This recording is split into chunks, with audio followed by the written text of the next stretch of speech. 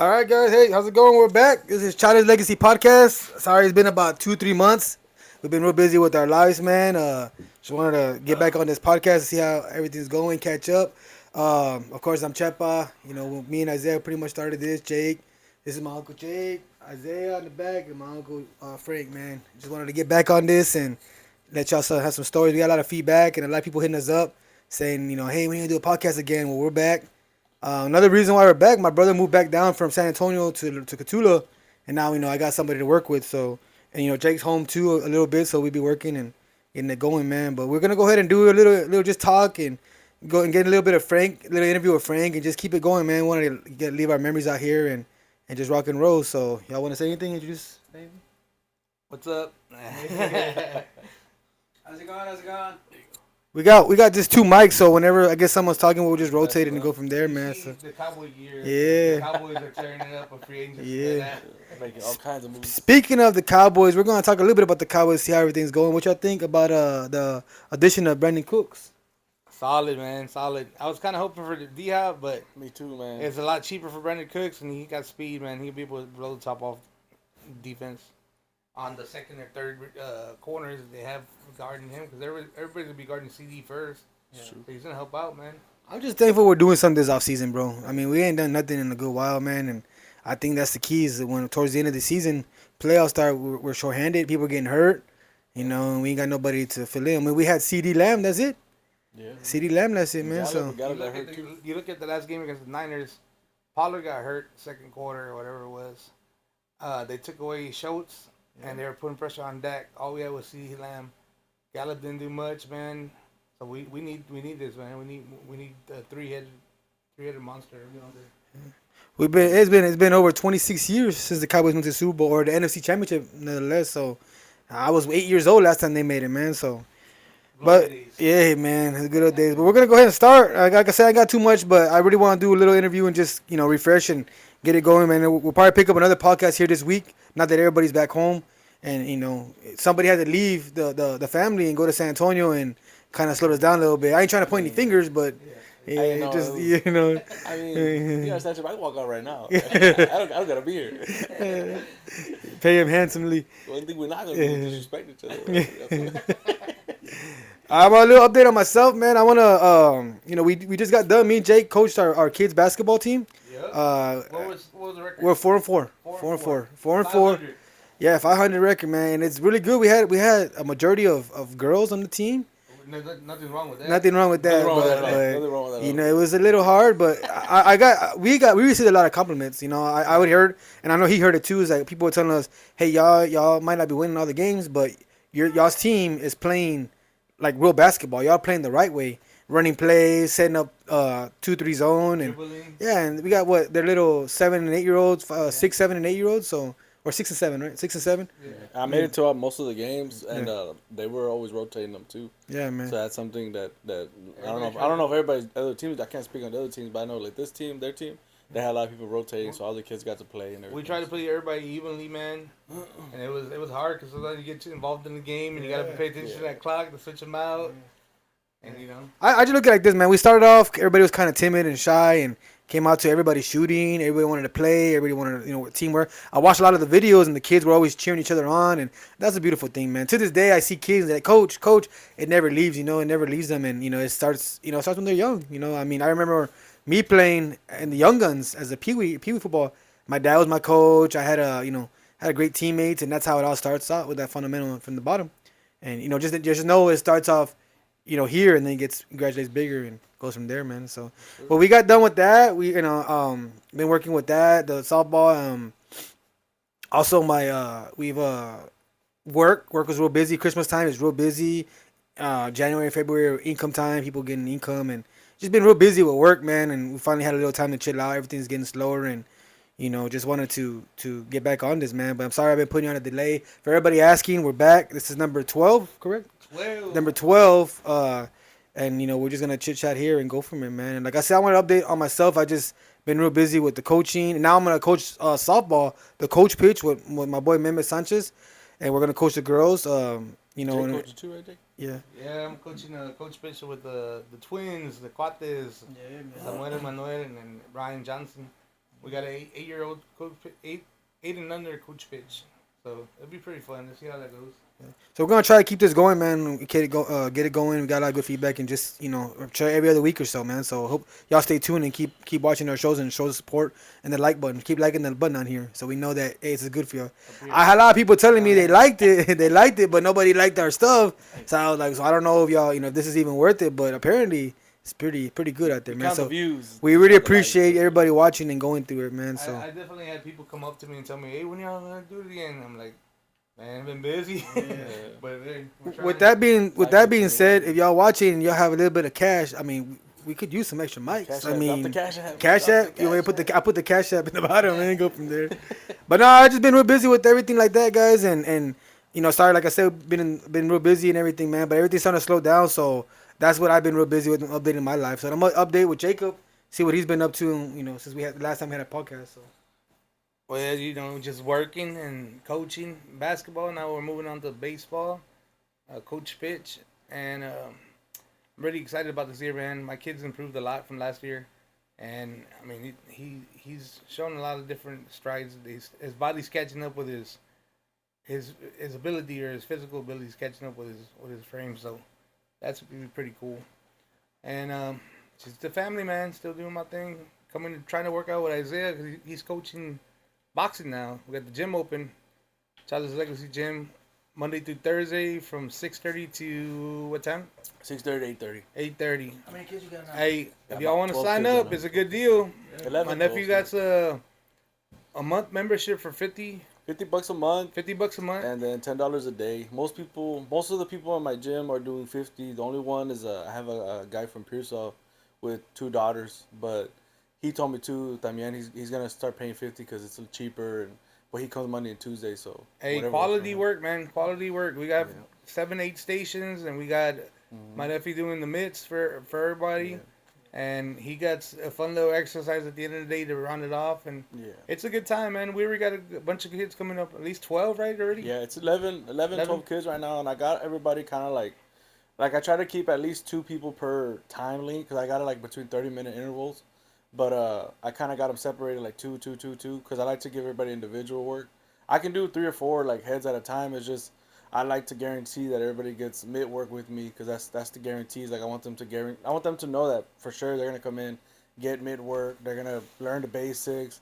They get to go at least 3 or 4 rounds on the mids, and then they jump to the bags, and then they finish off, and then at the end I have like a little fun workout that everybody does together, and then that's it for the day, and then we go from there. So And we, it's 6:30 to 8:30, so it's 2 hours, but the workouts are not like 2 hour long. It's just like I go based off of at least 8 rounds, 9 rounds, and then or if you're just a beginner, like 6 rounds, 5 rounds. Just more of it is just showing and talking, instructing, showing you how to teach how to throw punches and teach you how to throw your 1 and 2s and 3s.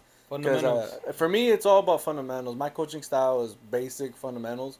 I don't do too much like angles and movement. Yeah, maybe once you're already sparring or you want to spar, then we can start doing those things. But for me, I want to teach fundamentals, basics, because if you can throw those properly, and if you can just throw a simple, or you know how to throw a proper jab, proper right hand, proper left hook, then you can go from everything else. But there's no sense of learning everything else if you don't know if you don't know the basics. That's with me.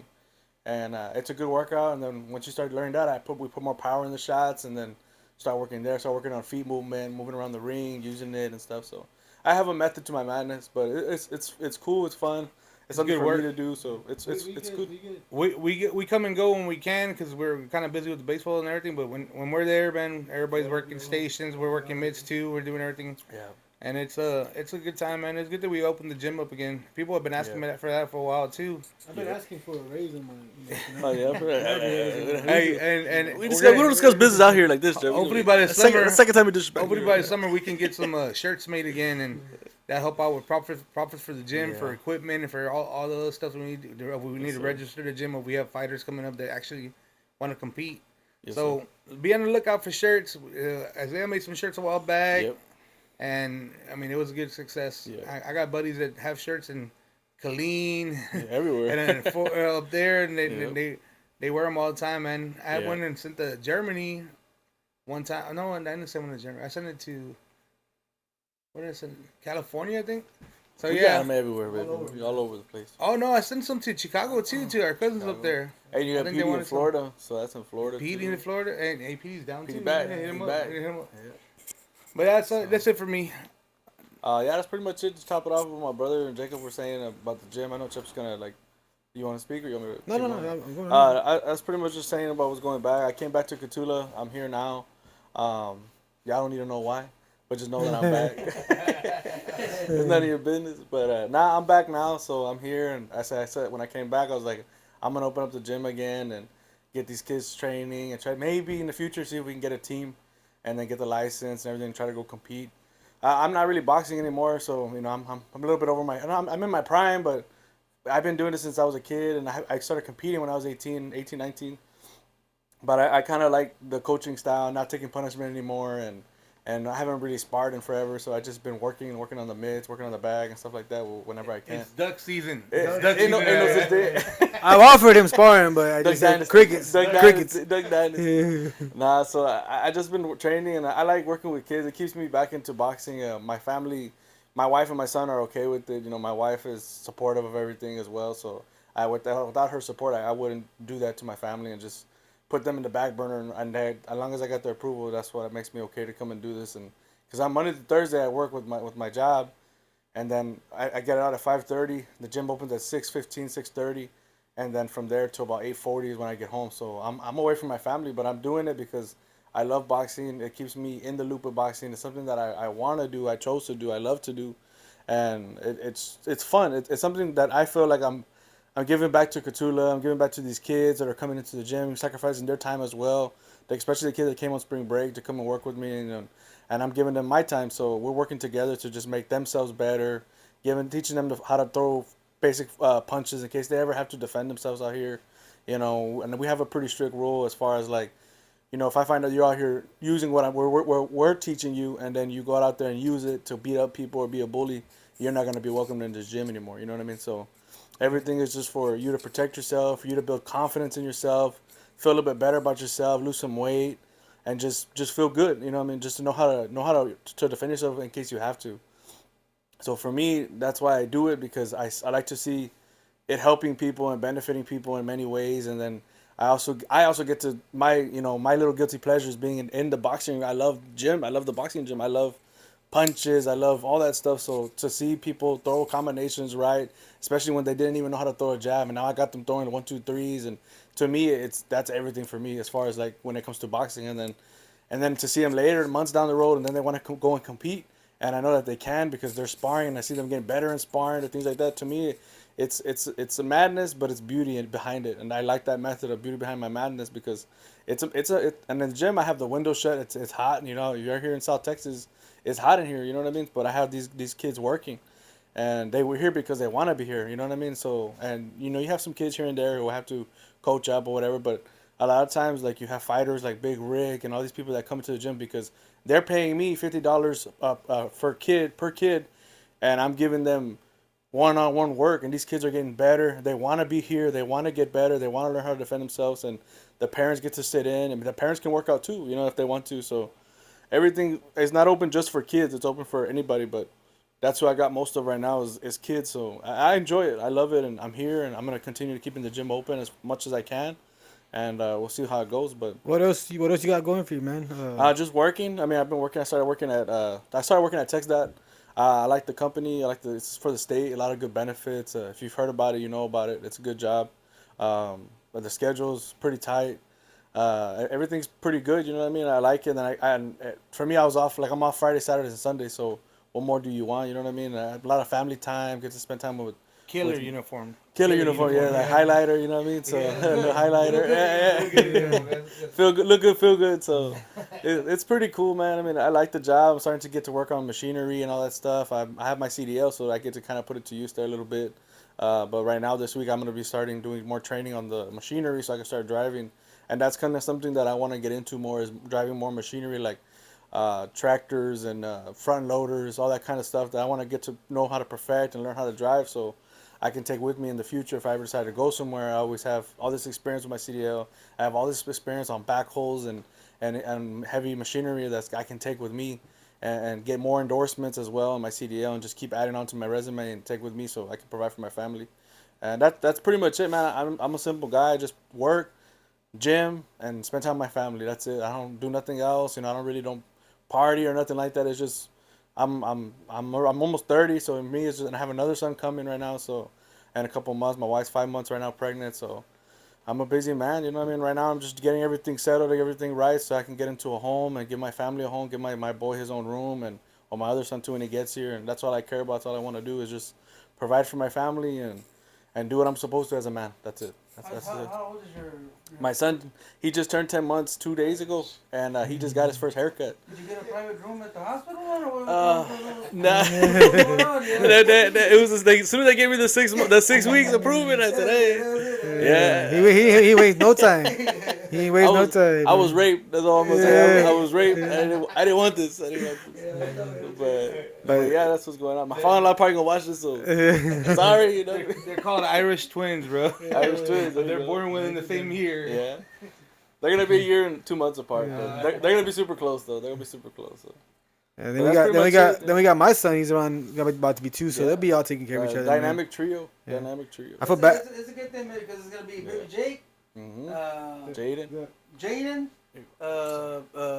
Bella, La Chepa, Cammy. They're all gonna be in that area where we're gonna be able to see them go up and play sports and everything like that, man. That's pretty good. I just want to say I came because they told me there was gonna be popcorn and nachos. I don't see nothing on the table, man. So, he's a liar, man. But it's all right. That's all right.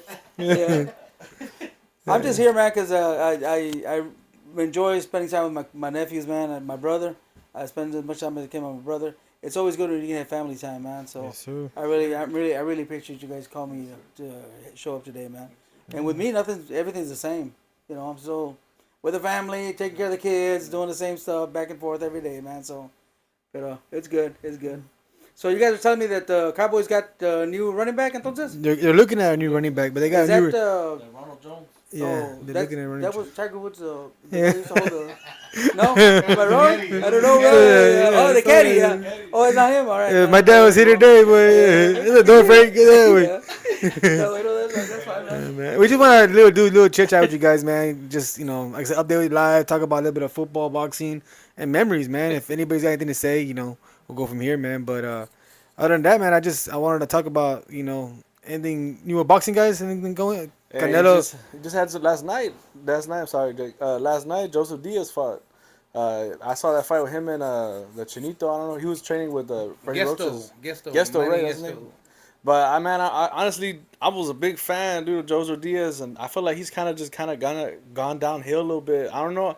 To me, I think it might maybe something to do with his trainer, because I know his dad was his trainer for a while, and then he got this new trainer now. I don't know who this trainer is that he's with now, but his style is just very it's changed from slipping punches and countering and angles and stuff. Now he's just come forward, guard up high, and trying to take punishment and get punishment and making it more of a slugfest and stuff. But I like that kind of style where he was coming forward, but he would slip and counter and do little angles, movements, and he was an Olympian, man. I mean, he was pretty. I thought he was pretty damn good, and now I saw him and I was kind of let down. Like, damn, man, so this guy was real good. I don't know what happened to him. I don't know if maybe it was his trainer or maybe not as dedicated or. I think it's dedication, boy, because he went up to 35. And he didn't come in and weight either. Yeah, so. he went up to 35, and he started off fighting at 26 or 22, man. Yeah. And I think he just blew up too much, and he's not taking it seriously conditioning wise. Yeah, he looks good. He's in condition and stuff, man. But the style, the slipping punches and all that's a lot more effort you have to do. If you come straight forward, it's right there. Yeah, exactly. If you want to do the other fancy stuff, you got to put more effort and more conditioning and stuff to do that. Yeah. And I think that's the big point is that he needs to drop back down to 30 at least and start. Yeah. That's where he won a title. He beat Farmer at 30. Mm-hmm. He needs to go back to that and fight them guys. And because right now he looked real heavy. He looked real big. He looked slow.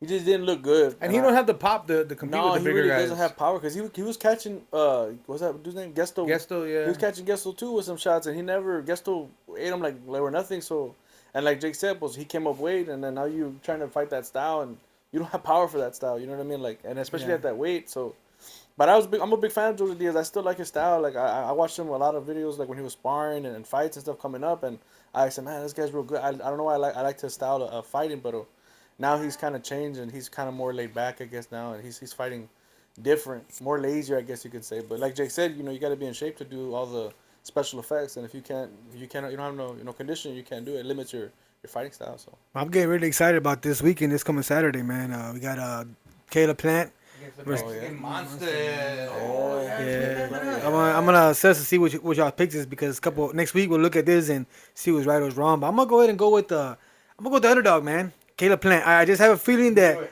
that the style is you know what? yeah. I leave that say. I just feel like he's David's using his Cameras on. emotion. He's getting his emotions like the best of him. He's gonna come trying to knock him out.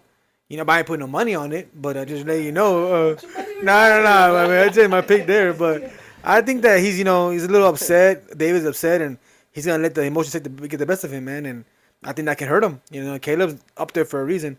He fought Canelo. He knows what it's like to be in the big times, and that's gonna help him out, man. I really believe that's gonna help him out. But we'll see. I mean, I don't know, man. Who am I? Who am I as well? But I don't know, man. I see it like kind of Chubb said it, but Caleb Plant's good. To me, Caleb Plant's a world class fighter. He's a top fighter, and but I think like even when he fought Anthony Durrell, that fight was 50-50 until he got stopped. Yeah. I mean, he was getting caught too. At one point, I thought he got rocked. So in a sense, I really don't see Caleb Plant hurting Benavidez like that. I mean, I think if anything, he might box him from the outside if he's smart. But Benavidez is a big boy, and he's tall and lanky, man. I mean, it's gonna be kind of hard to stay on the outside with him. And once he puts that pressure on you, he's a Mexican monster for a reason. So I think I like both fighters, but I like if you ask me, I put my money on David Benavidez, and I think David Benavidez is gonna win the fight. I'm a root for him. I really like Caleb Plant too, but David Benavidez is just right now. It's his time. He's young. He's dedicated. He's hungry. If he wins this fight, he's probably gonna set up a big fight for him with Canelo or another big name or huh? Who was that fight? Why we gotta go there? I didn't hear you. I didn't hear. But I think it's a great fight. I just think Caleb Plant is good, but he's not. I don't think he can. I think it'll be too much for him. To be honest, I think it's gonna be too much power, too much pressure that Benavidez is gonna put on, and eventually I see it stopping in between like round 6 to 8, maybe it goes to 9 or 10. But I think in that mid round is where you're gonna see the difference, and you're gonna start seeing Caleb Plant slowing down because you can only run for so long, and At one point you gotta fight. The Mexican monster's gonna catch him, and he's gonna start biting him down, start putting combinations, start putting those little flurries. I hope you remember And this there you go. Saturday. If I'm wrong, I'm wrong. I'm fine, but that's what I think. I'm gonna go with Benavidez, bro. I'm going with the Hoya. And You got played before? Okay, never mind. the reason I'm gonna go with Benavidez is because that dude has a good track record with knockouts, and you could tell he has power, and he's pretty quick. Not as quick as he's really aggressive, good at cutting off the ring. Caleb Plant's gonna try to box him and do all the stuff for him, and if he catches Benavidez like he caught the rail, where he never saw the punch, he could probably put Benavidez down. But You've been down before too, so yeah. But I think that Benavidez is gonna catch him, and he's gonna be too much for him. He's gonna stop him. I think so too. But that's just my opinion. Pretty good, I don't know who's on the Undercard is good, man. They got Rayo fighting Prime Time. Rayo? That's gonna be a good fight. I think He's on that Benavidez team, so. Yeah, but I think Prime Time might take that one. He has a lot of skills. Who's Prime Time? Is that the Negrito? Yeah, he's the one from New York. Oh yeah. I know who you're talking about. He lost to the guy Rayo. that just beat the Javante just beat. Oh yeah. Yeah, and he got outboxed in that one. But But Rayo just got lost. He got beat too, no? Then he get hurt. yeah, boy. But I like I don't know Rayo. if He has a lot of power and everything, but his defense is a little shaky, boy. And I Yeah. think that Prime Time is just gonna be countering and turning them and do stuff like get that. him. That'd be a good fight. That's a good fight there. I forgot who's in the after That that. Diego Pacheco for their team too. He's coming up right now. I don't know who he's fighting. I don't think he's fighting. He any just big fought. names. He just fought like last week. He fought boy. in London, no? He or fought in somewhere London. else? Yeah, got a knockout. Yeah, but he's training and sparring a lot with Team Benavidez. He's a fighter to watch out for too. Diego Pacheco.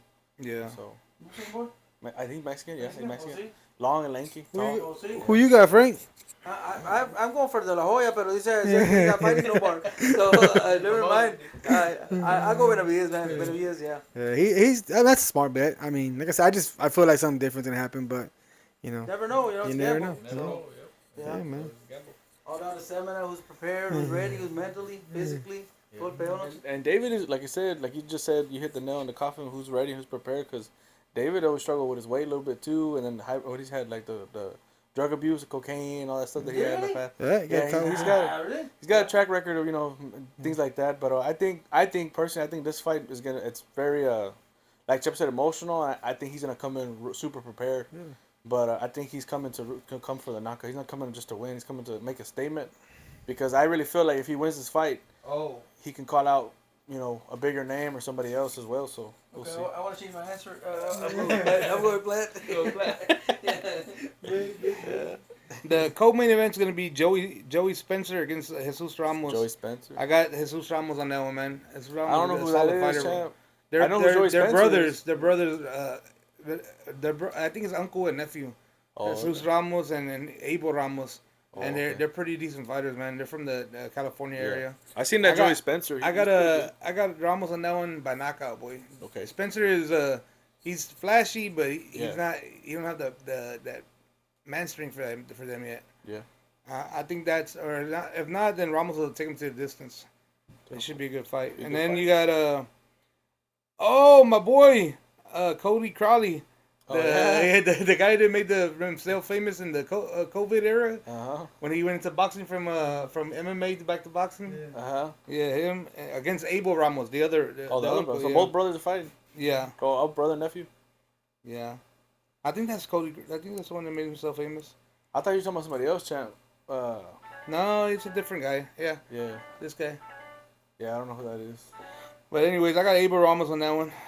I'm going with the Mexican. I'm biased. Whatever. All the card. That's true. Hey, we can give our input and all that, but the one prediction that matters is the guy that's undefeated in this house, in this room. I just want to say. Hey, he's right there. That's fine. That's fine. Yeah. He's undefeated. No losses in his record. Never touched it down. Nobody else done it. Yeah, man. Now, so just wanted to go with that. Anything else y'all want to talk about? Boxing? You got Davis versus Garcia Garcia versus the following week. Yeah. Oh, That's gonna be good, man. That one, I'll give my take. I like both fighters, and my answer changes pretty much every week, I guess.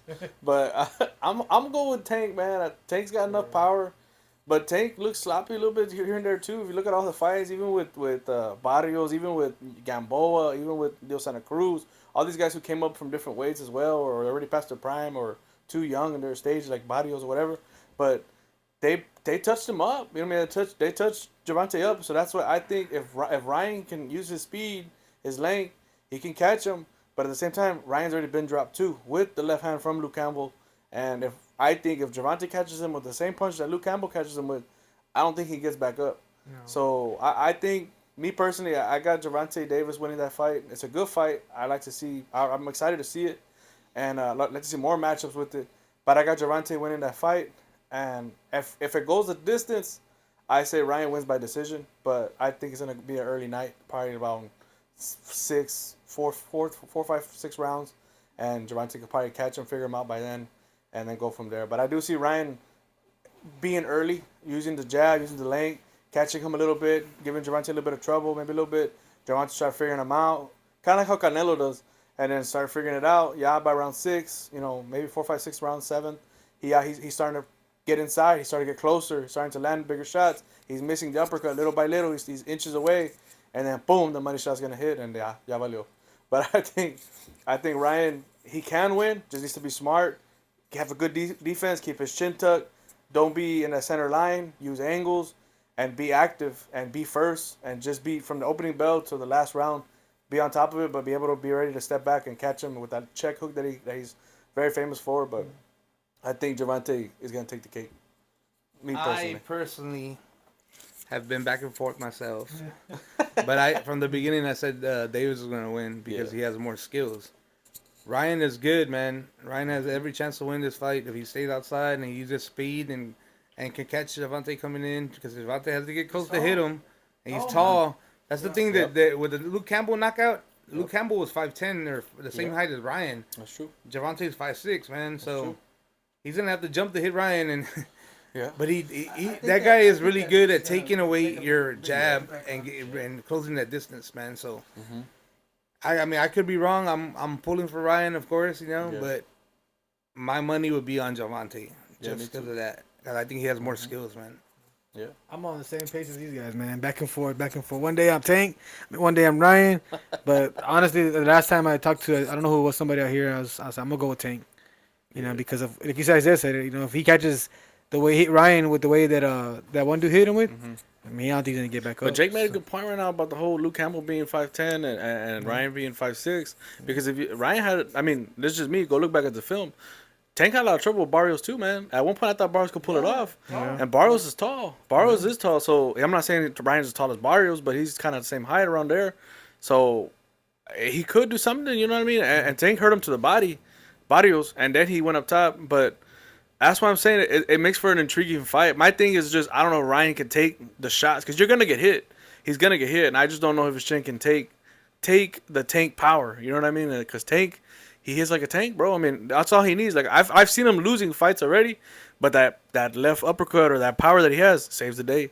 Has And, Ryan he's ever been good. in a fight like that With Luke Campbell, I mean, that was his toughest challenge, But I guess. like you know? Tank fought Rolly, right? Rolly got some power. Rolly. and- Yeah. But see, Rolly, that was a great coaching right there by Javante's team, Calvin Ford, and all them guys because they prepared perfectly for him to be jumping into those shots, and they have film where they're working the mitts and they're timing and Javante stepping back and waiting to catch him, and the same shot he practiced with, the same shot he caught him with. So that all comes back to your coach, and that's why I say it's a team sport. But Different fighters, boy. Rolly Exactly, don't have that exactly. amateur. Ryan Exactly. was a 15-time National champion, national yeah. champion, man. exactly. So, So- they both got skills, bro. But I really don't just see- think that Tank has a little bit more, and he could take away your height and distance by taking away your jab. Yeah, and I And just when don't he see. does that. If Ryan can do something Yeah. to back him off, it'd be great. Yeah, But- but I don't see Ryan jumping in like how Rolly did either. So Yeah. I feel like if Yeah. Ryan's smart, his team, Pro Coach Henry, and all them guys that he has with them, and what's his, the Guzman? What's his name? The trainer, Joe Goosen.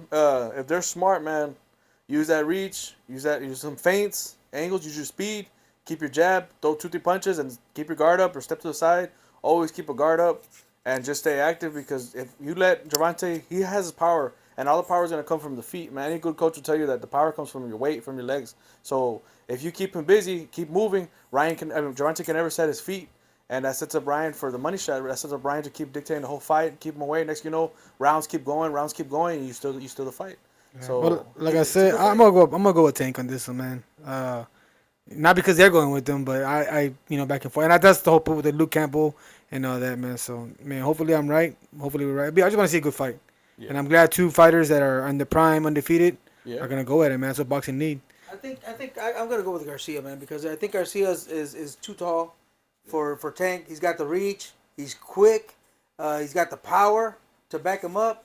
And I know Javante's good. He takes away this and that from you and this and that. But I think the where he's gonna have difficulty is basically with the reach, the height, and he's quick, man.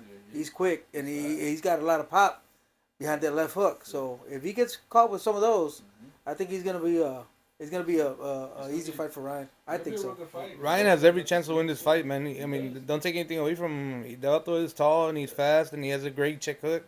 And he has a great body shot, man. If he catches Javante with that body shot, he might put him down, man. I mean, I see it as one undefeated fighter, talking to another undefeated fighter. I think, level playing field right there, man.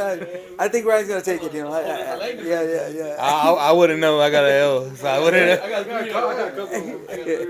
I'm just saying, but I think Garcia's gonna take it, man. All I need you to do is bang.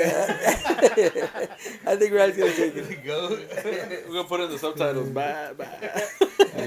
I really appreciate everybody putting their input in, man. I missed you guys. I missed this conversations, and I'm sure a lot of people that are really, really watching this stuff really enjoy this too.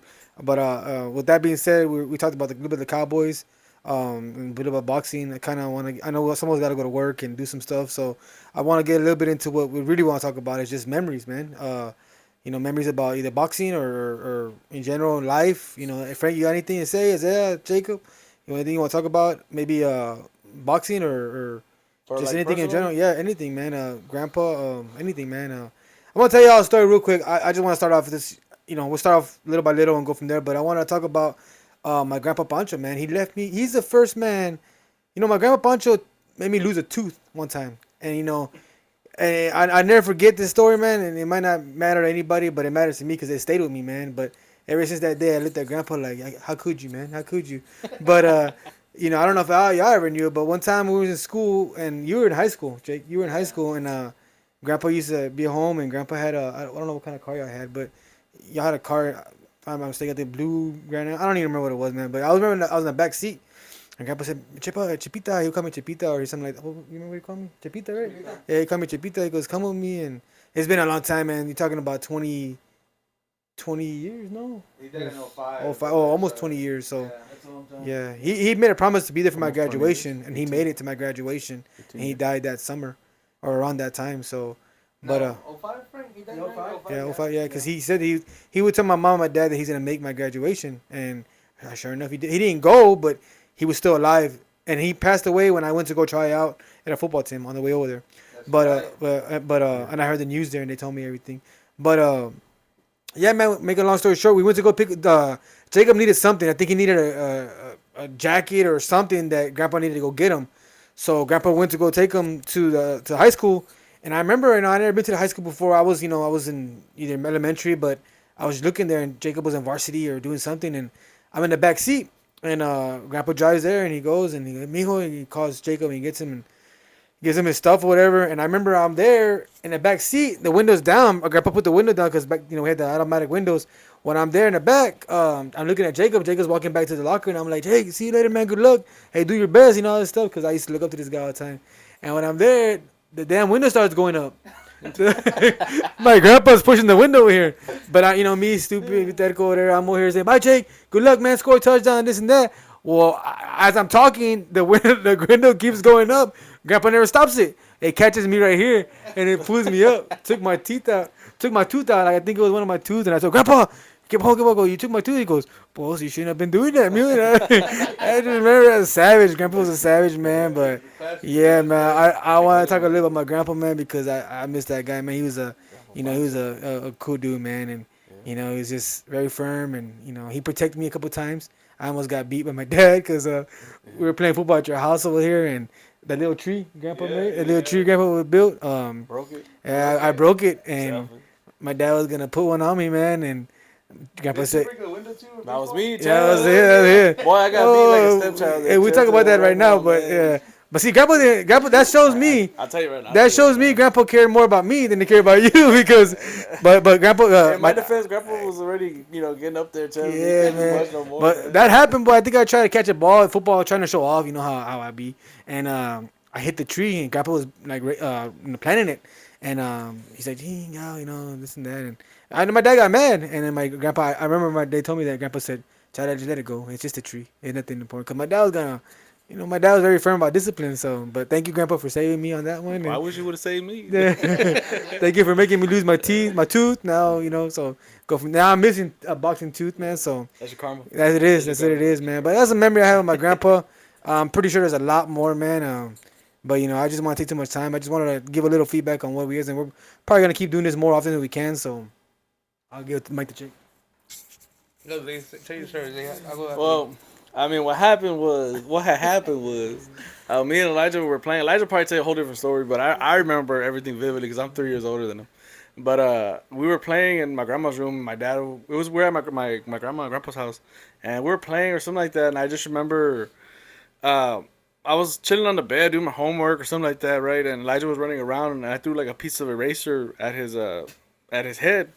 I got like hiccups, sorry. At his head, and so like I don't know why it hit him, and he turned to look at me, and when he turned, he was still like in motion, and he crashed into the little. They had like a little shelf that they put the TV on, and it had like glass as the doors. And when he hit it, the glass broke right down the middle, and it like fell, but it didn't break. So Elijah got it, and my dad was like, "What was that?" So Elijah got it, and he put it back or something like that, and we tried to act like it was nothing, right? We're chilling, and my dad was looking around inspecting, and he found it. And I remember he said, I'll never forget. I remember everything. He was like, okay, he said, "Oh, you guys broke that," and we're like, "Oh, we're scared, right?" So my dad shut the door, and we turned around. He said, "Turn around," and he took off his belt, and he started spanking us, man, pretty bad there. And then, you thought, okay, well, that's we deserved that. You know what I mean? It was a good little spanking. And we're both crying, Elijah, right?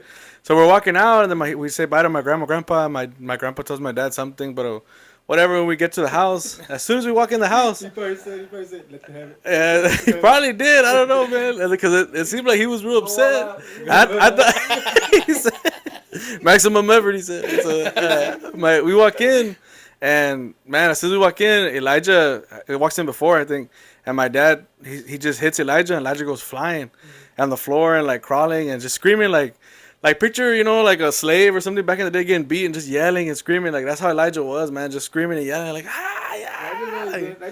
He's got like a real high-pitched voice. And he's like, ah, like screaming, going crazy like that. And I go in, and I was going to go in. He's like, go in. I'm not going to hit you right now. I was like, you promise? And then boom, he started hitting me, whatever. Right? Promises, right? Promise real quick. And then he started just spanking us, hitting us with the belt. And that's when I had trust issues. Yeah, that's how it started. And he started beating us. And then we got from the kitchen to the living room. And then our rooms were on the left side, right? Well, one was on the left side, the other one was on the right side.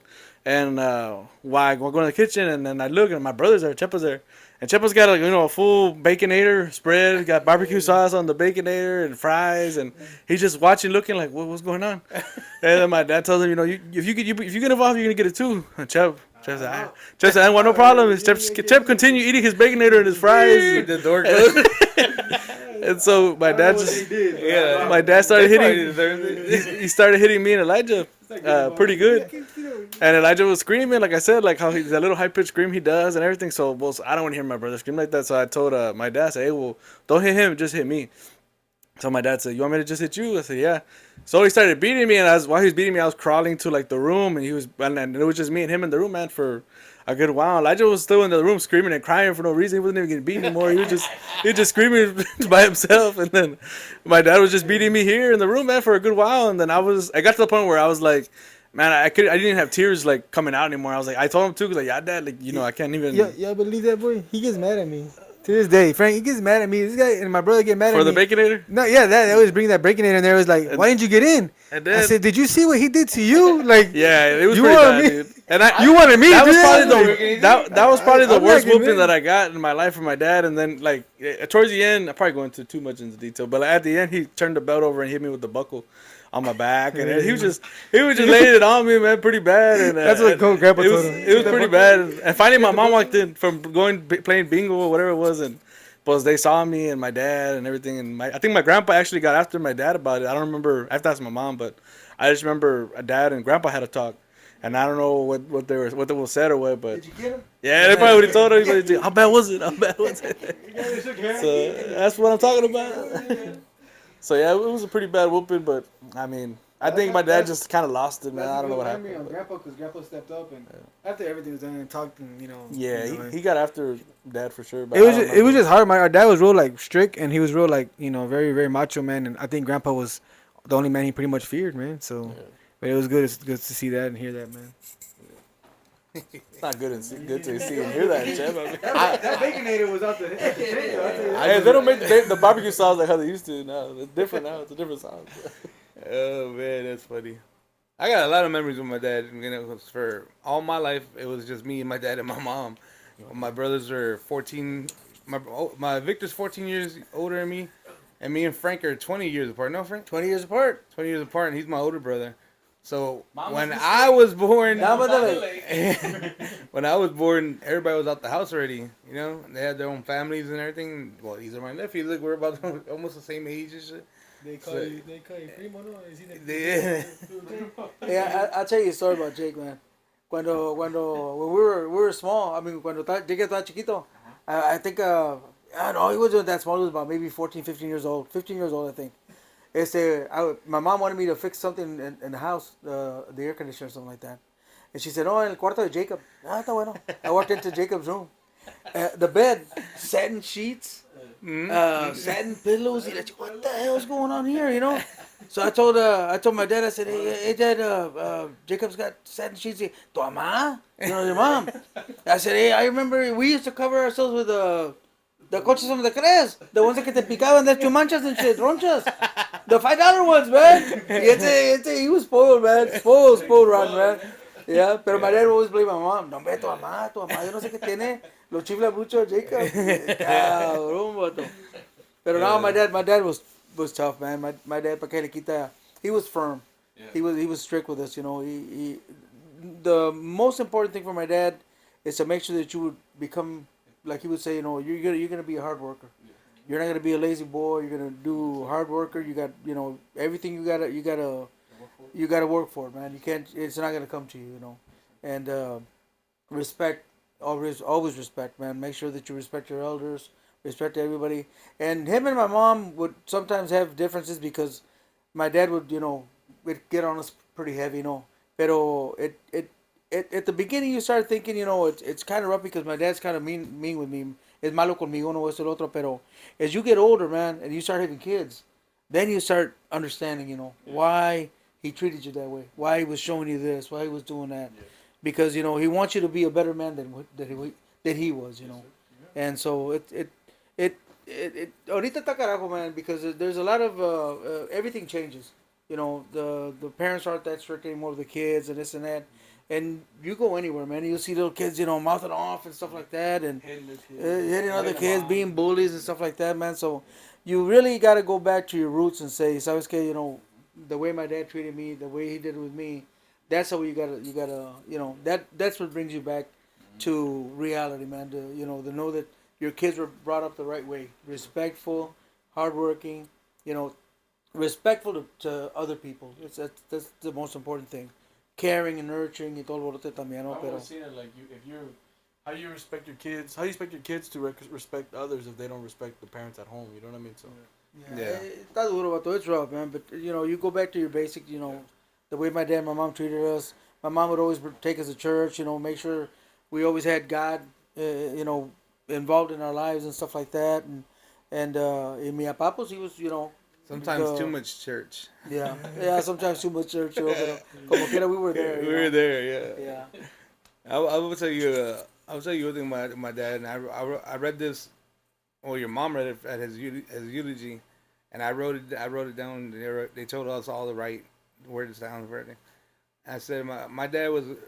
Well, you understand. With me, my dad was really different because when he had them, it was 5 of them, and then it was just me.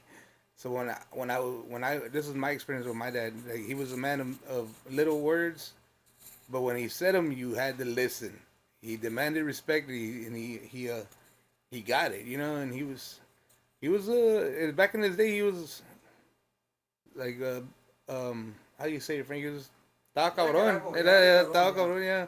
Yeah. And so he never touched me, never hit me or anything, never beat me. My mom would beat me. But my dad would yell at me, and it would make me cry, bro. That's the way my dad was, and for me, man, I got to experience my dad with everything. He was at every game. He was at every band thing. Everything I did, he was there, man.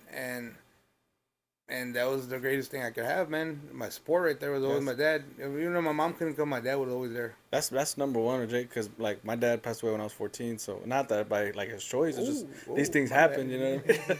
No, but I'm saying like that's great because like to have your dad be able to attend those things, like that's something that you get to cherish and carry with you for the rest of your life. Like I can't say the same, you know what I mean?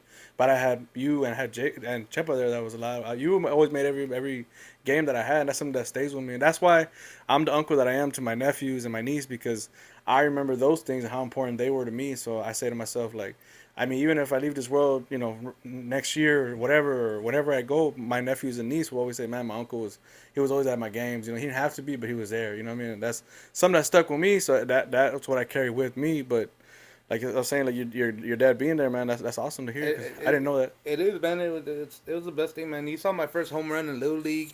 He saw me get my butt whooped in Little League the first year, because when you played Little League here in Catula in that time, when you were 8 years old, you were playing with people that were 12, 13 years old, man. And it was they were throwing heaters at you, man. And I got my butt whooped the first year, and then I started getting better, and you know, and then we made All Stars. We went to the 10 and under thing, All Stars. Your dad coached us. We went undefeated, and you wanted it. And my dad was there the whole way, man. He saw my first home run, my first, you know, everything, man. So. That I could never take away, man. Those are good memories. Well, I have all kinds of memories with my dad, because he would pick me up from school when I was younger, and every day he would pick me up, at the Amanda Burks or the elementary schools. We would go from there straight to DQ, and he would drink a coffee, and I would get me a little meal or a little ice cream and stuff like that. And we would do that. That was our routine every day. Well, one day, and back in the days when DQ was before the remodel, it was all windows in the front, right? And then right in the front, there was a little arcade game there as soon as you walk in. So I always play that game when I walk in. So my dad would get his coffee, and he give me quarters to play the arcade game. Well, I was playing the game, and there was a guy to my right. My dad was sitting like 2 rows back, and then I had to go to the restroom. So I went to the restroom, and when I was in the restroom, I heard a lot of commotion. And when I walked back out, there was state troopers. There was all kinds of people in the restaurant. And I was like, what the hell happened? Well, the guy that was to my right, he was wanted from the cops, and they were waiting for me to move before they came and got him. And then when I just happened to go to the restroom, and they came and took him out, and I was sitting there, did you know what that guy was? I was right next to him the whole time, man. Good memories, man, and stuff like that. It's funny. Right? No, it's just the memories that you have with your dad, man. Yeah, when my dad started getting sick, he started getting to the point where he couldn't walk anymore. We had to basically watch him all the time and stuff like that. Yeah. That's when you start to reflect back. I remember my dad used to have a lot of memories about cuando estaba más joven, más chavalón, this and that. But he was always, when he was good, when he was still in his younger age, cause we were boxing and stuff like that, him and my mom were the biggest supporters, man, for everything. My mom would always be there. My dad, he would work, as hard as he could, pay for our trips, pay for everything, for all the kids to go boxing. It takes a lot, man. It takes a lot, but he was willing to do it, because he says, I want to make sure that I give them the best that I can, as much as I can. And I want to make sure that they're better, they get to be something better than me. When Tio Wala, when Tio Wala started, he wanted to box and stuff like that, my dad said, no, está bueno if you want to, because when Wala graduated, he stayed at the house for about 6 months. And then my dad was like, "Oye, are you ever gonna get a job?" And Wala said, "No, I wanna be in sports. I wanna, I wanna box. I wanna do this. I'll support you." And he did. He supported him as far as you can go. Your dad Charlie también, la misma cosa. Victor también. Because they were good, man. So he was supporting them, make sure that they got to the peak that they wanted to, and everything. Him and my mom both, man. They really sacrificed a lot. All those staying out nights, working late, taking off, coming back at 12 midnight from a tournament. My dad had to be at the job at 5 o'clock in the morning, sleep for a little bit, take off, and then the following week do it all over again, So, him and my mom were real big supporters, man. Support everywhere, all for anything that you wanted to do. If you wanted to do it, they would try and help you accomplish it. But, I remember Walla telling me that same story about dad supporting him when he told me he wanted to box. He goes, "I'll support you as long as you keep on chasing that dream or whatever." And I thought that was really cool, man. Man, not a lot of parents do that. That's Yeah. tight. That's how our dad was too, right? There, like my dad was, but it's different, guys. I'm not trying to bash nobody on here or anything, but like I was under understanding that growing up, it's either you going to school or you get a job. One or two when you graduate, and that was my rules. That was the rules that I was given, and my dad would always tell me, "You're going to school, you're going to college. I'm gonna do the best I can to support you and get you through college because I know it's kind of hard, but I want you to graduate." And and I took a year off or a couple months off or something, a semester off, and he's like, well, "Okay, then you're gonna go to work." He had me working. He had me working my senior year. I was, he put a card out for me, but he's like, "You're gonna pay your own." He had a truck for me. I believe, no, it was a car, I believe. And he was the green car, yeah, the green Focus, I think it was, or whatever, Contour, whatever it was. And he was like, "I'm gonna get this car for you, but you're gonna pay for the gas, and you're gonna, take care of everything like that." And I said, "Okay." So I didn't get to enjoy Wild Hog my senior year and anything like that. So, but it was cool, man. It was a good time. Isaiah, do you guys remember that little blue car that you made? Oh, yeah. Hey, cuando bañabas, it would swing back and forth. Yeah. You remember that one? I think they bought it off. Is it a Grand Am, right? No, it was like a little Volvo or something like It's that. like a Beretta. The Beretta, yeah. yeah. But it was a freaky little car, man, because I remember que bañabas en el stop sign, and it would be like this, all the cars would just be standing remember. still, and you guys would be just. That was before y'all got the Ranger. Yeah, that's before you got the Ranger. That was before y'all got the Ranger. Yeah. You were real young, boy. You were probably at 5'4" or whatever. Yeah, so. we got this. I wasn't even born You yet. weren't even born yet. I was a twinkle in my daddy's eye. At the Yeah. You time. were born when they had the Ranger. Yeah, because we went to Minnesota in the In Ranger. the Ranger. Yeah, it was we were in horrible. Minnesota. We were living in three apartments right up on top of Yeah. an attorney's office. Yeah. Chepa, I think we were like maybe 4 years old, 5 years old. Yeah. Isaiah was just barely a year, 2 years. 8 years apart. Yeah. Okay, well, I because remember that. It was you the remember when mirror. Isaiah fell down the stairs? Yeah, man. Yeah. Hey, Frank, real quick. They blame they blame you. They Huh? blame you. They blame you, my See, dad. I know they were blaming me. But what happened is que there was three. We were three different apartments. Yeah. So it was like a little hall. So it was me, then it was your dad, and then it was Tina. And so we would leave the doors open so we could visit each other, because it was snow and everything like that. So there was something going on the TV, and I called your dad, and he had Isaiah. Isaiah was maybe a year and a half, I think. It's small, man. And Little. and he came. I said, "Hey, Charlie, ven para acá, come over here." So he came into my apartment, and we were looking at this, and he was talking about this and that, and I guess he put Isaiah down, and Isaiah, all of a sudden, de repente you could hear boom, boom, and like, oh Jesus, Lord, help me, Lord, on the way down, and then you could hear the poof, where it was like 20 stairs, Yeah. and then Charlie was like, "Oh my God, he se arrancó, no." And he was. And that's the only time that I've ever seen your dad so scared, man, because he was jumping all the way down the stairs. It was like 20 stairs, and then he finally Isaiah was tirado ahí, and oh my God, it hurts, and está chiquito, it was a baby, pero he wasn't saying that, but you can see it in his face, Jesus, Lord, take me, Lord, and your dad finally picked him up. And then he was running up the stairs like, ven asustado como que, ay, Isaiah. And then I said, Charlie, well, take him to the hospital. And it was funny because Isaiah was just laying there like this, with his hands open like that was it, So it was funny as hell. They finally took him to the hospital, brought him back, and he didn't have anything. He just... Hey, Frank, but that's not the first time. Did it again. Oh, it happened twice? I wasn't there the second time. Hey, I heard that one, Frank, because there used to be a vent, a little heater on the side of the thing, because it was always snowing. Well, that time Isaiah fell down, I hear it's boom, boom, boom, and then he hits the heater, and he goes down, and my dad went down, man. But he happened twice, Isaiah. Oh, okay. Yeah, man. No, it was. Long story short, Frank, nobody loved me. I've been through a lot. They didn't love me. That was funny as hell, man. I mean, not funny when it happened. Yeah. You start to think back to it, and then you start to, it was funny as hell. The world, But man. no, he made it. So it's all right. Nothing broke. Tears. It was all right. Yo, anybody else want to talk about Grandpa or anything else? We're coming up in about an hour, man. So I got one more story. And it might be a little controversial, but it's my life and it happened. Deal with it. Deal with This it. is me. All due respect, honey. And when I say with all due respect, Man, my dad was my road dog, bro, when we were in high school. And I was a junior, senior year, and, I always had girlfriends and stuff like that. But, every once in a while, when you're that young, you do some dumb things.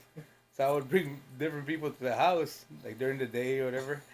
And my dad would see when I would come in, because he had a truck, he'd come in, and he'd just take the keys from me, and he'd take off to the coffee, and I'd go do whatever we were doing, and then I'll come back, and then later on I would come back with the person I was dating or something at the time, and he would never blink an eye. He would always be sportive. Hey, mija, ¿cómo estás? And this and that. And for a long time that happened, right? And my mom never knew anything about it. He never told my mom. Until after my dad passed, and we talked about it, I was like, I never knew that. I said, because my dad was my road dog, man. He would always be taking care of me, man. He knew what it was. He would always be there.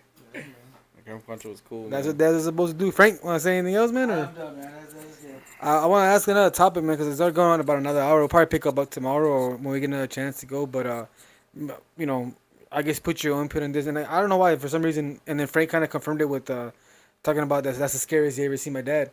And before he said that I had wanted to mention this. I don't know why this hit me, but you ever seen your dad or grandpa do you remember the time that you saw him like afraid, scared about something? And the reason why I'm saying that is my dad? your dad, like me and my dad, our dad, Isaiah and me, My dad, the only time I saw him like feared, like scared, was the day my mom was having surgery. I think she was having it was either like It was a a tumor. gallbladder, yeah, something was going on with my mom. Nothing like life threatening, but it was like I don't know gallbladder or something, man. I don't know what it was, or maybe even tire tubes. I don't remember, man. But it was going like a procedure, and it was she was gonna go into surgery, and I just for some reason I just felt like I need to talk about this, but he just that was the only time my dad to me was Superman. I mean he confront you if he there was a group of people he would confront. You know he'd come at you and get in your face if he had to, and you know like he's like my uncle said he goes from grandpa, you're gonna get respect. You're gonna respect me one way or another, and that's the way my dad was. And this is his house, and he would demand respect. And but that day my mom went to have surgery. It was just different, man. He was like really really scared. Like that's how much he loved my mom, and he would come to me, and I'm what, 16, 15 years old, and he was like, "Hey, she's gonna be okay, right, Dad? She's gonna be okay, right, Chip?" And I'm like, yeah, Dad. I mean, she should be. I mean, everything's good." And he's, you know, just the I never forget that image of him, man. That to me, it brought me to reality that this man is human because he was afraid to lose his wife, afraid that something might go wrong, and you know, my dad. First, I don't know. I felt like I had to say that, man. My dad was just afraid of that, man, and it made me realize, like, you know, how much he loved my mom, and I just had to bring that up because you know we're all gonna go through something like that in our lives, and it's okay to tend to people, go to people you care about. You know, I have you guys here, and me and my brother are real close. You know, I love my other brother, but he's kind of you know a little bit drifted again, like I've said before, and but that's one thing I wanted to talk about, was just my dad. That's the only time I ever saw my dad fearful, man. Was the fact that my mom was having.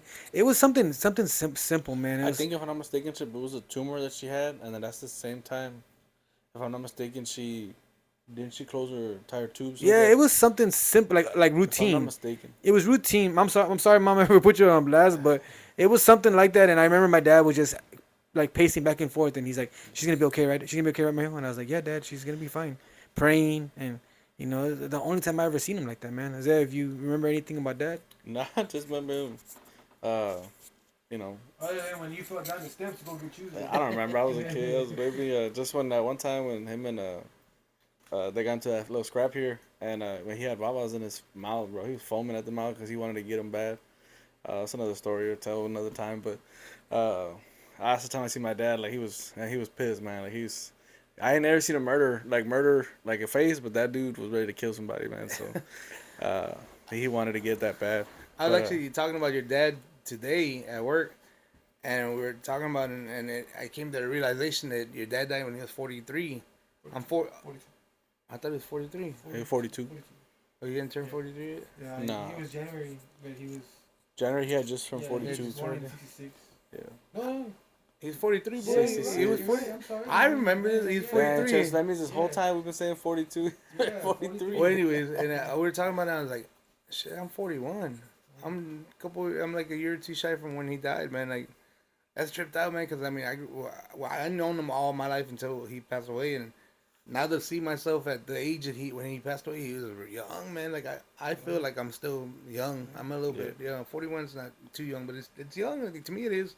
And to know that he passed away at 43, it's like, man, he got robbed for a lot of time, man. That's one thing I was just thinking about today, and look, we have the podcast today, and we're talking about this. It kind of works his way just Yeah. around. Life is short. Frank. No, I'm good, man. I'm good. Y'all got anything else you want to talk about?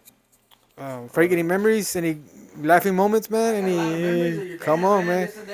If you're watching this and you know you find it offensive, man, we're just having a good time. It's memories, man. Like I've done a lot of things. Me and Jake, we sparred many times, and I give this guy some good work. I give him some good work, but now we're older, man, and A lot of I know if disrespect going on around I know if he here, wanted man. to go. You see me in the gym. I know if he I'm about to wanted leave. to go off on me, man, he would have gone out, but he would take it easy on me. And the story is he would take it easy on me, but I had smaller gloves and they had like less impact. And I would go off on.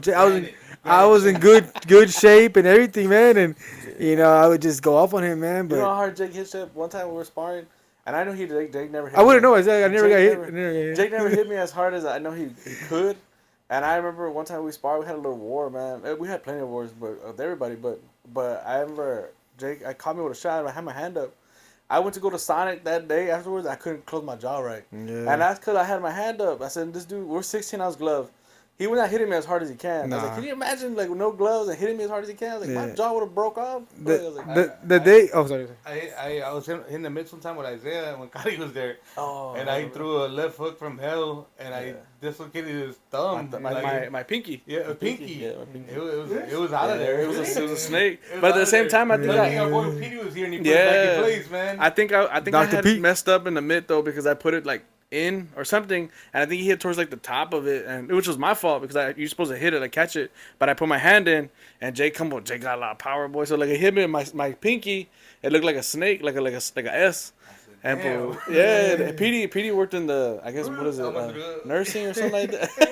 Get it away. And so he grabbed it, and he put it back into place, and then I went to the we emergency room. taped it and it's like, hey, you need to take that out, bro. I had to be on the shelf for a while. So. I was part of Jake, right? And I'd say, like I said, like I'd give him some. I was faster and moving and everything like that. But then, started getting my way with him. Then he started getting better. He started tearing me apart. But then I also got a lot of respect for him because somebody, I ain't trying to put no names out there, but somebody wanted to spar him. And I think Jacob sparred him, and Jacob gave him a beating. So that's when I knew, like, oh, this guy's been taking it easy on me this whole time because Jacob's got some work, man. But Jake has an L. I have an L. This man has an L, and The goat back the there. goat back A here. lot of disrespectfulness going on. You know. like I said, all podcast. Yeah, man. See, I'm about to move back to San Antonio right now. Hey, Frank, tell us a little story about our dad, man. Something randomly, man. Just anything you want to talk about, man. Crazy. He used to do some crazy stuff, man. When we were working together, memories of your dad is when we were working together, man. He, I have a friend of mine that lives over there in Corpus in that area, and he was one of the guys that when your dad started working with him, I told him, I said, hey, my carnal va a venir a trabajar acá. He's gonna be working with us, but he's one of those guys that doesn't stop, man. So don't play with him, No, I can take it. I was like, está bueno. I'm just letting you know, man. Because he's one of those guys. Your dad, the laugh that he had and stuff like that. Era bien burlista and this and that. So, digo, no, está bueno. Don't worry. Whatever he can dish out, I can dish it out too. All right, está bueno. I'm just letting you know, man. Just be careful, So they started going at it, man. Every time they meet each other, this and that, and they were, at about maybe 5-6 months later. The guy called me up, no. Hey, Frank, ¿qué pasó, carnal? Tú, carnal, ¿qué onda o qué? Hey, vato, dile a tu carnal que ya estufa. That's it, man. I'm done. What happened, okay? No, he doesn't know when to stop. Like, I told you, man. I told you not to play with him because that's the way he is, No, me lo pescar puro peo. And then I called your dad. And I told your dad, I say, hey, Charlie, me lo que el vato dice que ya no quiere jugar contigo. ¿Qué dijo? Digo, no, digo que ya estufas. No, that's it. He don't want to play with you no more, man. Just, ya tíralo loco. ¿Dónde está el hijo de su chingada madre? Le dije, no. Le dije, he doesn't want to. Digo, ¿sabes qué? Where are you at? Digo, so I can kick your ass too. Digo, for calling me and telling me that shit. So don't bet your dad was crazy, man. He used to do some crazy stuff. Pero, huh? Yeah, pero no, we used to do some crazy stuff, man. I mean, he was just a big jokester, man. When your dad passed, man, it took me a while, Isaiah, because when you're used to always talking to somebody every day, man, I'd get in the truck. We were in the same profession, driving a truck, worked together for years and years. And when your dad passed, it was hard for me, man. I remember that day. That day, I was they sent me down to pick up a load down there on the Mines Road. And I was coming back. It was about 10 o'clock in the morning, man. And Tio Wale called me. Tio Wale called me in the morning. And he was like, hey, Frankie, ¿dónde estás? You could tell something was going on. And you could hear my mom crying in the background. Y luego le dije, ¿qué pasó? ¿Qué sé? No, que... Y luego dijo, aquí está más. So he gave her the phone. And your grandma said, hey, algo le pasó a Charlie. He had an accident. Y que sé que el otro, no, que I don't know what's going on, pero que the ambulance is going over there. So they hung up on me. And I was trying to call him back, and I couldn't get him back. But I know a friend of mine that was working with your dad at that time. So I called him up, and he told me, well, yeah, because, I was asking him, hey, me acaban de hablar about this, about Charlie, is he okay, man? Was el otro? And he started telling me, no, Frankie, it's not okay, man.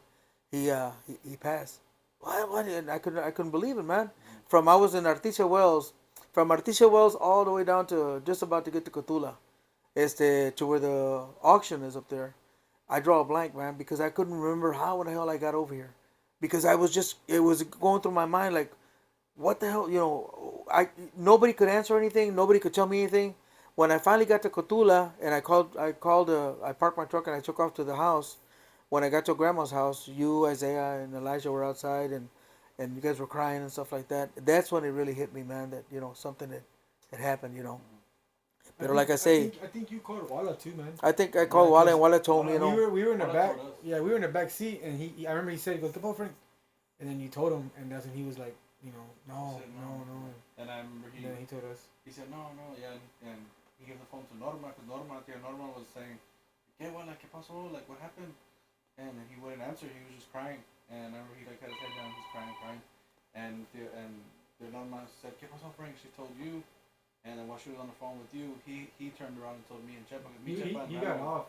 So Norma got off to go tell my Yeah. grandma Chavela, and Wala turned around because Grandma still was like, "What happened too?" yeah. And Grandma was sitting in the middle between me and Chep. Yeah. I was sitting, Chep was sitting where I'm at, Grandma was sitting here, and I was sitting where you were at, in the back seat of Walla's truck, and then that's when Walla turned around and said, "Sorry, boys, he said you don't have a dad no more. Your dad passed away." yeah. We started And crying then when I got here, it's when you guys were crying and stuff like that. Pero como te digo, when you get to the point where every morning I would take off, 5:30 in the morning, take off about 6 o'clock in the morning. Le daba to dad, no, hey, ¿dónde estás? ¿Para dónde vas? ¿Para dónde te mandaron? Because they give us different schedules. Sometimes we'd be running all the way to Corpus together. And so we stop to get coffee and stuff like that, and then drive all the way up there, talk on the radio, joking and stuff like that. So when you get to talking to somebody every damn day, man, and then something like this happens, you find yourself whenever you get on the truck, like, you're kind of lost, Who do you call? Because you're used to talking to them every damn day, platicando, joking, saying stuff, sacando la garra a otra gente and stuff like that. And then all of a sudden it's gone. So cherish it, man. Cherish it porque hijo, so yeah, it's rough, man. It's rough, pero yeah, I mean, I remember that day. And that day when they told me when I got here, and this is when I finally got to the house is when I finally realized, hey, esto pasó. This is reality, man. So ta carajo chingada. Yeah, man. Life Pero is. that life was is a precious, memory man. of when your dad passed, man. That's what I remember. Probably a little too much, Frank. But did you ever go out to where my dad was at? Like, I didn't get to go out there, man, because what they told me is que me dijeron que the ambulance had already taken him to Jer. You couldn't get any information, man. yeah. Hasta que no vinieron los dueños and stuff like that. Yeah. So we didn't get a chance to go out there. By the time I got there, your mom was just barely coming back. I think your mom had gone all the way out there. Yeah, they took her. They took her Yeah. out there. And I was barely coming in from Catarina, Mines Road and stuff like that, man. But when they started telling me, and for the first couple of days, you don't think it's true. You nothing. hopefully it's not true, this and that, y pa' acá, pa' allá, pero then you start to realize that it did happen, so. I always tell myself he's probably at work, just got lost and this and that, man. But life is precious, man. And like me and Isaiah, I'm real thankful for you guys, man, for y'all being here, man, and always keeping the legacy going and memory going. Well, just But, being a part of our lives and yeah, like man. being involved, like all the fights and games we go to and stuff. Like, I value and cherish those moments. We got me and Jake, and I think Chet might go on the 8th to go see Jesse. What is Bam it? Jesse Bam. Bam Rodriguez fight. So those are good moments. Those are good memories and times that you stick with you and stay with your head. Because one day, you know what I mean, you might get a phone call and so and so's not here no more, and it changes your whole mind. So. With that being said, guys, we're coming up in an hour and 15 minutes or so. Kind of want to go ahead and cut it off. Get back on it tomorrow. But is that cool with you guys? Or? Yeah, man. Frank, you cool with it? It's good, man. We'll rock and roll here sometime soon. But like I said, guys, this is episode number 12. I really appreciate everybody talking here, man. Thank y'all guys. Love you guys so much, man. I really appreciate y'all being here and keeping this stuff going, man. Fun times with Frank and guys always got me cracking up, man. But I went back actually to go look at some of the old ones, man. I couldn't stop laughing at a couple of them, man. But I really appreciate y'all, man, and hope to see y'all soon, man. And hope everything goes well. And don't forget, Chale's Legacy Gym is open. Hey, give them the address, man. You never get the address. 410 Buckley Street, Cotulla, Texas. It's right here by the plaza. Even I got people from Pearsall coming over here too to come get work. So anywhere, Dilley, Pearsall, Laredo, San Antonio, anywhere you're in South Texas area, if y'all want some real one-on-one time, good work, come and see me, man. 6:30 p.m. to 8:30 p.m. Is there any sparring available? What are the Prices, what? It's $10 a day and $50 for the membership for the month. I have the memberships written down, like what time, what day you paid, and stuff like that. So you can kind of remember, or I'll remind you yourself or whatever. But it's a good, we have it open. It's a good workout and stuff like that. So you guys come on by, man. If you're watching this video and you're interested about boxing and learning to get into it, or maybe you want to compete or you want to fight professionally or whatever. I mean, come start here with us, and you can take your way on from there, or you can stay with us and we can rock and roll. So, 6:30 p.m. to 8:30 p.m. Monday through Thursday, 410 Buckley Street. Y'all come out, man. Adults and kids. Drop off some pictures and. Yeah, I mean, we might have Frank do a stand up, a pop up, so everybody come and get his autograph. You know what I mean?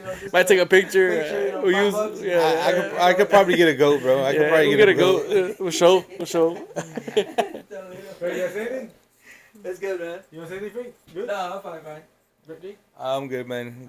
It's a man. good return. Yeah, we'll be back. We'll do this more often, man. And I get these guys in, man, as much as I can. Just chit chat and laugh and, keep it going, man. I saw Frank at Archie's the other day, kind of by surprise, right hook him, but, he didn't think I'm out. It's just good to catch up with these guys, man. But I appreciate it, guys. Make sure you guys like and subscribe in the bottom, man. Thank y'all, man. Appreciate Cash it. app. Check them put the cash app on there so y'all send it, man.